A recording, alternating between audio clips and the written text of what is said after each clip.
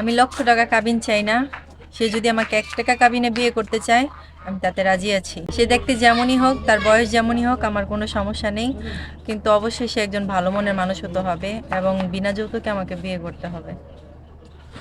সুপ্রিয় দর্শক, আসসালামু আলাইকুম। দেশে দেশে বাইরে থেকে যারা আমাদের ভিডিওটি দেখছেন, সকলকে স্বাগতম জানাচ্ছি। ক্যামেরার সামনে আমাদের একটি বোন দাঁড়িয়েছে, তার সাথে কিছুক্ষণ কথা বলবো।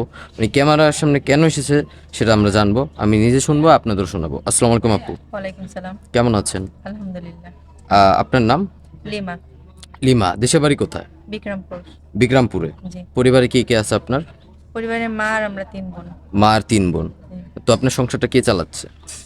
আমি একটা ছোটখাটো জব করতাম, আর এমনিতেই চলে যাচ্ছে। গ্রামের বাড়িতে তো আর ঘর ভাড়া লাগে না। তো আপনি কর্ম করছেন পরিবারের ভিতরে, জি। কর্মজীবী আপনি। জি।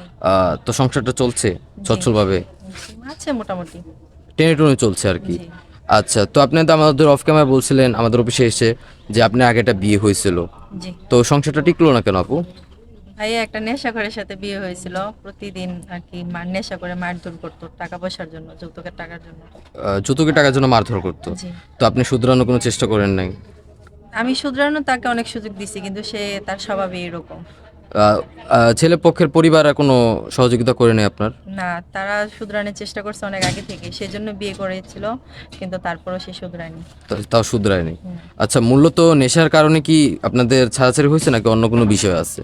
অন্য কোনো বিষয় বলতে, সে পরকীয়া করতো বিভিন্ন মেয়েদের সাথে, খারাপ সম্পর্ক ছিল। নারীদের প্রতি আসক্ত একটু বেশি ছিল তার। জি, জি। আচ্ছা, এখন ডিভোর্স কি হয়ে গেছে? জি। 2 বছরের বেশি তার সাথে ডিভোর্স হয়ে গেছে। 2 বছর রানিং চলছে ডিভোর্সের আপনার? 2 বছরের বেশি, হ্যাঁ। আচ্ছা, তো এখন একটা পাত্র চাচ্ছেন, বিয়ে করবেন। জি। তো কিরকম পাত্র চাচ্ছেন? পাত্র দেখতে যেমনই হোক, তার বয়স যেমনই হোক, কোনো সমস্যা নেই। সে বিবাহিত হলেও কোনো প্রবলেম নেই, কিন্তু প্রবলেম হচ্ছে যদি নেশা পানি করে, মারধর করে, ওইটাই হচ্ছে প্রবলেম। বিনা যৌতুকে যে বিয়ে করবে, তার কাছেই যাবে। আচ্ছা, অবশ্যই আমরা দেখে শুনে আপনাকে বিয়ে দিব, কারণ কোনো এরকম যেন কোনো আবার অ্যাক্সিডেন্ট আপনার সাথে না ঘটে আমরা অবশ্যই। আচ্ছা আপু, আপনার সাথে যোগাযোগ করবে কিভাবে? আপনাদের মাধ্যমে। সুপ্রিয় দর্শক, ইতিমধ্যে দেখতে পাচ্ছেন স্ক্রিনে একটি নাম্বার, এই নাম্বার ইমো হোয়াটসঅ্যাপ খোলা আছে। আপুর নাম হচ্ছে লিমা। কেউ যদি ওনাকে বিয়ে করতে চান, অবশ্যই ডিসপ্লেতে দেওয়া নাম্বারে আমাদের সাথে যোগাযোগ করবেন, আমরা ওনার সাথে যোগাযোগ করে দিব, কথা বলে দিব। বাংলা কতটুকু পড়াশোনা করেছেন আপু? 8 পর্যন্ত। ক্লাস 8 পর্যন্ত? জি। বেশি আর পড়াশোনা করতে পারেননি? না। তো এমএ নামাজ কালাম পড়েন আপনি? জি, ইনশাল্লাহ করি। ইসলামিক জ্ঞান আছে আপনার? জি, কোরআন শরীফ পড়তে পারি। আলহামদুলিল্লাহ, খুবই ভালো। আচ্ছা, বিয়ের পর কি স্বামীকে আলাদা নিয়ে খাওয়ার কোনো ইচ্ছা আছে নাকি পুরো পরিবারকে নিয়ে খেতে চান? সে যেভাবে রাখে। যেভাবে রাখবে সেভাবে? আচ্ছা, যদি কোনো ভাই যদি বিয়ের পর আপনাকে প্রবাসে নিয়ে যেতে চায়, যাবেন? অবশ্যই যাব। আচ্ছা, অনেক ভাইয়েরা আছে যারা মূলত দেশে এখন আসতে পারবে না, কারণ কোরবানি ঈদ যেহেতু গিয়েছে, তারা এখন আবার বাইরে গেছে। হুম। যারা দেশে ছিল, তারা বাইরেতে থেকে যদি আপনাকে বিয়ের প্রস্তাব দেয়, বিয়ে করে রাখে, যদি বলে আপনি একটা ছোটোখাটো বিয়ের পর যদি কর্মের একটা ব্যবস্থা করে, সেলাই মেশিন অথবা যে কোনো একটা কর্মের ব্যবস্থা করে দেয়, আপনি থাকতে পারবেন?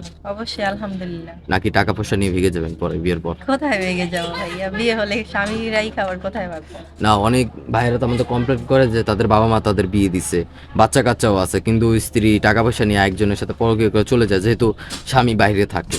এটা হতে পারে, ভালো মানুষের কপালে খারাপ কেউ না কেউ তো থাকে। আপনি এরকম করবেন না আশা না, করছি? আমি নিজে ঠকেছি, অন্য কাউকে ঠকাবো না ইনশাল্লাহ। অবশ্যই ঠকাবেন না তো? জি না। স্বামীকে ভালোবাসবেন? অবশ্যই। আচ্ছা আপু, ভালো থাকবেন, একটা মনোযোগী দেওয়ার চেষ্টা করবো। আসসালামু আলাইকুম। ওয়ালাইকুম